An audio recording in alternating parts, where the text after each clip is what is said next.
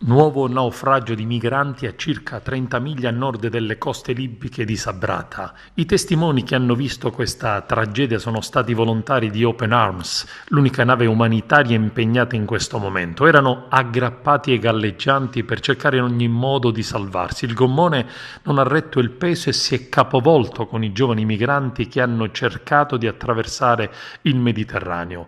Almeno 6 hanno perso la vita inghiottiti dalle onde, tra cui un bimbo di soli 6 mesi proveniente insieme ai genitori dalla Guinea.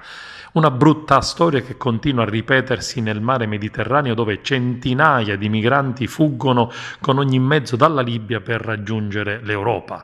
Altri 88 migranti sono stati salvati grazie alla segnalazione di un gommone in difficoltà che ha attivato la ONG spagnola attraverso uno dei velivoli di Frontex.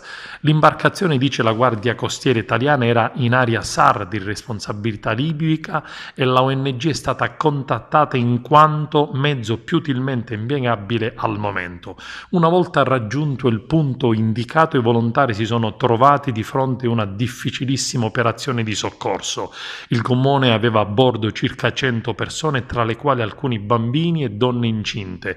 Non aveva retto il peso e molti di questi erano già in acqua, privi di salvagente e di dispositivi di sicurezza. Secondo la Guardia Costiera, il cedimento è avvenuto durante le operazioni di soccorso.